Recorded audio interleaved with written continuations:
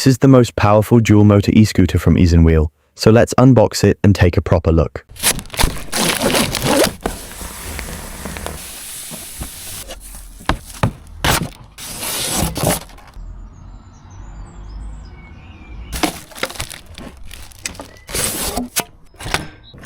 So, starting with the unboxing, everything comes pretty well packed, and the assembly is actually simple. Nothing complicated, just a couple of bolts for the handlebar and basic assembly, and you're pretty much ready to go. With the scooter, you also get a few extras in the box, including a spare inner tube, a valve extension for the pump, and a small e-scooter storage bag. Before I get into the ride, let me quickly run through the specs so we don't have to come back to it later. This is a dual motor scooter with a combined 2,400 watts of power. It's running a 52 volt 18 ampere hour battery, giving you up to around 80 kilometers range depending on how you ride it. Top speed is around 70 kilometers per hour unlocked, and it's got 12-inch tires with full suspension front and rear.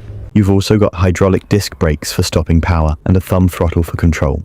Now the stability is actually decent, not like some scooters where you feel like you're fighting to control it. And the torque power when it's unlocked is honestly crazy. It's really powerful, you can actually feel the front motor pulling and a slight drift if you're not smooth with it. It picks up speed really well and really fast. And once both motors kick in properly, it just keeps pushing forward without hesitation. It's that instant acceleration that makes it feel proper powerful on the road. Now I took it fully off-road to see how it performs where those 12-inch tires should really make a difference. First thing I noticed, the suspension is a bit on the stiff side, so you do feel some vibration coming through on rough sections. It's not uncomfortable, but it's definitely more firm than soft.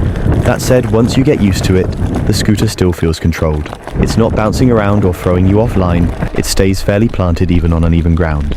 On dirt and gravel, those 12-inch tires actually help a lot. You get decent grip and it doesn't feel like it's slipping all over the place. It just keeps moving forward without struggling. Even through rough patches and small dips, it carries momentum well. You don't feel like it's losing power or getting stuck, it just keeps pushing through. Turning is also quite easy off-road. You can adjust your line without fighting the scooter, and it responds in a predictable way.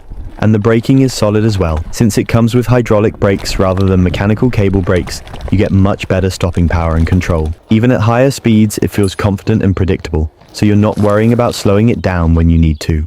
And even off-road, the speed is still there. It doesn't feel like it drops off or struggles on rough ground. It keeps its pace and still pulls when you ask for it. So you're not losing that performance. It still feels fast and responsive where it matters. So I tested it on some uphill and slight uphill sections off-road to see how the motor handles load. And I've got to say it pulls really well. You don't even need much throttle input, just a light tap, and it already starts moving confidently. It holds its speed nicely and doesn't feel like it's struggling or needing constant input, which shows the motor has decent strength behind it. And that's exactly what I wanted to test on these types of climbs, how it behaves when you're not just on flat ground.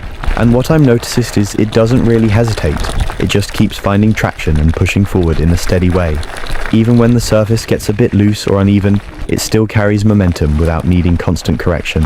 Now the design they've gone with is actually really good. It's got that aluminium forged frame, which gives it a solid premium feel, and the lighting setup looks clean as well, especially at night. I've seen you can change the lights through the app, but I couldn't actually find or get it working myself, so I didn't really bother too much with it in the end.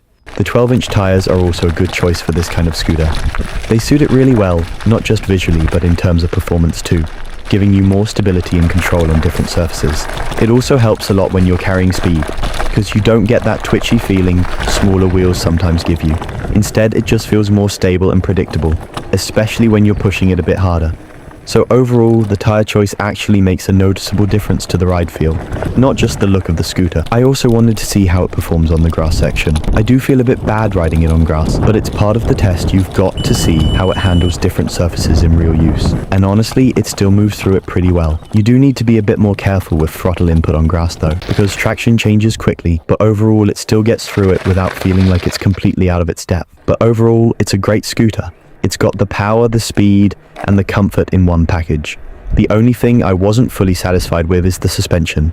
It's a bit on the firmer side, so you do feel more of the bumps and vibration, especially on rougher ground. But apart from that, everything else performs really well, and it's been a solid ride overall. If you have any questions, feel free to drop them in the comments and I'll try to get back to you. And if you're interested in buying one, I've got a link with a discount code in the description as well. Thanks for watching, and I'll see you in the next one.